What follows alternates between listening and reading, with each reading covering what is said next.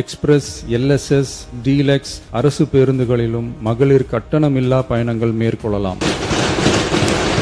திருநரும் transgender கட்டணமில்லா பயணங்கள் மேற்கொள்ளலாம். மகளிர் கட்டணமில்லா பயண திட்டத்தை விரிவுபடுத்தி பெருமளவில் பயனளித்திடும் விதமாக வெற்றி பயணம் என்ற பெயரில் தேசத்தந்தை மகாத்மா காந்தியடிகளின் பிறந்த நாளான அக்டோபர் 2ஆம் தேதி முதல் செயல்படுத்த அரசு முடிவு செய்துள்ளது. மேலும் கூடுதலாக மாவட்டங்களுக்கிடையே பயணம் மேற்கொள்ள ஏதுவாக புறநகர் மற்றும் மலைப்பகுதிகளில் சாதாரண கட்டண பேருந்துகளிலும் மகளிர் கட்டணமில்லா பயணங்கள் மேற்கொள்ளலாம். இப்போது செயல்படுத்தப்பட்டு வரும் மகளிர் கட்டணமில்லா பயண திட்டத்தில் மாநகரம், நகர்ப்புறங்களில் சாதாரண மற்றும் மலைப்பகுதி பேருந்துகளில் 40 கிலோமீட்டர் வரை மட்டுமே பயணம் செய்ய அனுமதிக்கப்பட்டு வருகிறது. எக்ஸ்பிரஸ், எல்எஸ்எஸ், டீலக்ஸ் பேருந்துகள் மற்றும் புறநகர் பேருந்துகளில் கட்டணமில்லா பயணம் அனுமதிக்கப்படுவதில்லை.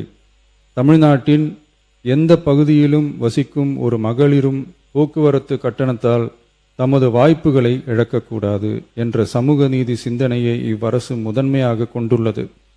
இதனை கருத்தில் கொண்டு மகளிர் கட்டணமில்லா பயண திட்டத்தை விரிவுபடுத்தி பெருமளவில் பயனளித்திடும் விதமாக வெற்றி பயணம் என்ற பெயரில் தேசத்தந்தை மகாத்மா காந்தியடிகளின் பிறந்த நாளான அக்டோபர் 2ஆம் தேதி முதல் செயல்படுத்த அரசு முடிவு செய்துள்ளது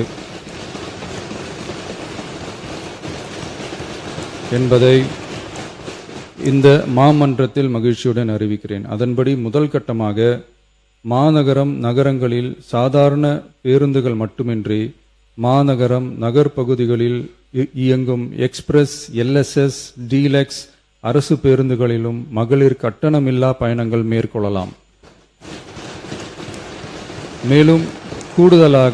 மேலும் கூடுதலாக மாவட்டங்களுக்கிடையே பயணம் மேற்கொள்ள ஏதுவாக புறநகர் மற்றும் மலைப்பகுதிகளில் சாதாரண கட்டண பேருந்துகளிலும் மகளிர் கட்டணமில்லா பயணங்கள் மேற்கொள்ளலாம். திருநரும் டிரான்ஸ்ஜெண்டர் கட்டணமில்லா பயணங்கள் மேற்கொள்ளலாம்.